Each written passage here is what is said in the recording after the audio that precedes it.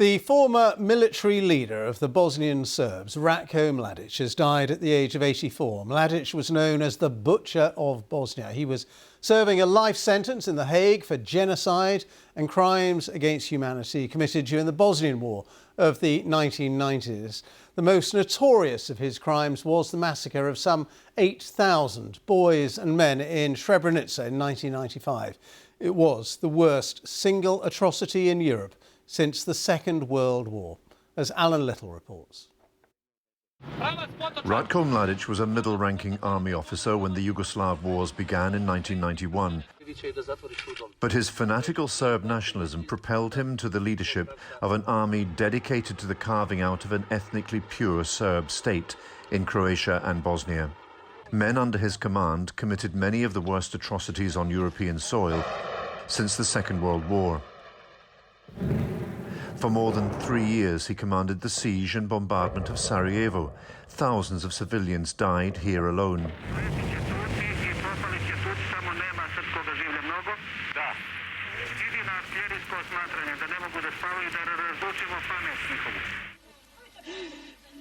Across large parts of what was once a multi-ethnic country, Ratko Mladić's forces drove non-Serbs from their homes in a campaign they themselves called ethnic cleansing. Men were herded into detention camps. Many were killed there. Here was a bombastic thug who had no sense of the rules of warfare. And if he did, he ignored them. By 1995, his reputation for ruthlessness was established, but then came the massacre of Muslims in the besieged enclave of Srebrenica. In front of UN peacekeepers, Mladić was filmed reassuring terrified civilians that they'd be safe. Then, his forces rounded up and killed more than 7,000 men and boys. After the war, mass graves were uncovered. Relatives forced to identify victims by the clothes they'd been wearing when they were murdered. By now, Ratko Mladić and his political boss, Radovan Karadzic, had vanished. They evaded capture for well over a decade. Karadzic was found living in disguise in Belgrade, arrested and sent to the War Crimes Tribunal in The Hague. A year later, previously unseen pictures surfaced on Bosnian TV. Ratko Mladić apparently relaxed and healthy, enjoying the support of a network of loyal former colleagues. But the past caught up with him in 2011.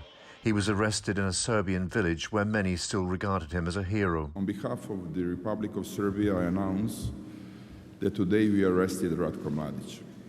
Mr. Mladić, At the end of his trial at The Hague 6 years later, Ratko Mladić was defiant. Mr. Mladić, if you... When the verdicts were read, he demanded a halt to proceedings on the grounds of his health. When this was refused, he was led out yelling obscenities. Curtains down, Mr. Mladić will be removed from the courtroom.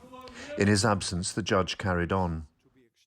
The crimes committed rank among the most heinous known to humankind and include genocide and extermination as a crime against humanity. The sentence was life imprisonment. The court rejected his final appeal in 2021, 30 years after he began the campaign that would cost tens of thousands of lives and displace millions. Ratko Mladić finally faced justice for his crimes. Alan Little reporting. We can also talk now to Martin Bell, the former BBC correspondent, particularly well known for his reporting of the Bosnian War of the 1990s. And Martin, we heard that one of the judges at The Hague there just saying his crimes were heinous and amongst the most heinous known to humanity. He was accused and sentenced for genocide, for crimes against humanity. What is your assessment of Mladić, the man? I was, of course, a witness in his trial. I have no sympathy for him. I agree with all that the judges said. One thing he had a secure chain of command. His soldiers, on the whole, admired him. He famously once ordered one of his commanders to bomb Sarajevo to the edge of madness, which is what he did. So I think he's going to be left distinctly unmourned. apart from among some Serbs in Serbia and some in the Serbian enclave in northern Bosnia. As you say, you gave evidence in that trial. I mean, just give us an idea what that was like, what that felt like, having reported the horrors of the Bosnian War for so long. It was very strange because very few of the journalistic regulars reporting that war had actually met him. He had no time for the press. What he said was he didn't need the press because he would be vindicated by history. So it was a weird feeling with making eye contact with him. I in the witness stand, and he surrounded by his lawyers. There was a sort of a glint, I wouldn't say of respect, but at least of recognition. And I had a profound sense. I'm a great supporter of this tribunal. I had a profound sense that after all the delays, justice was finally done. And we saw in that report from Alan Little the horrors of what happened at Srebrenica. It's important really to talk about it, isn't it? Because maybe some young people now watching this won't remember too much about what happened then. It's quite a long time ago. But this was, as I said in the introduction, the worst atrocity in Europe since the Second World War.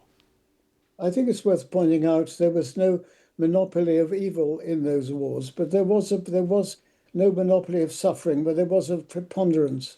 These young men and boys, Bosniaks of military age, were led away with every assurance from him.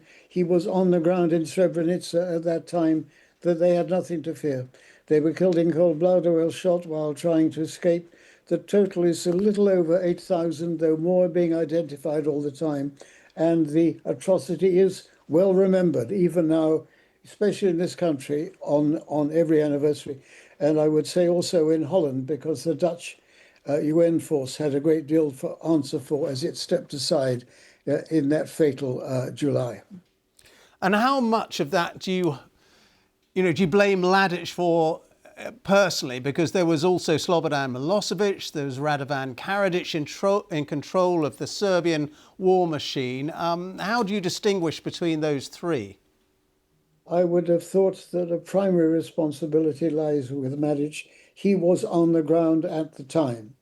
He oversaw the rounding up of these young men of military age.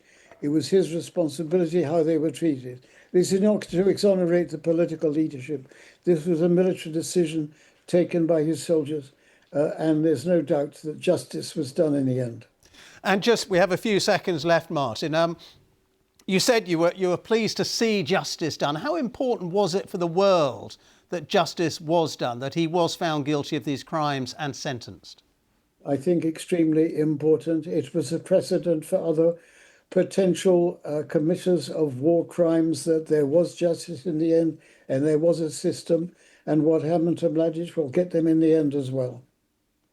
Martin, it's really good to see you. Thank you so much for being with us on BBC News. Martin Bell there, the veteran BBC correspondent who reported so extensively from Bosnia during that war in the 1990s.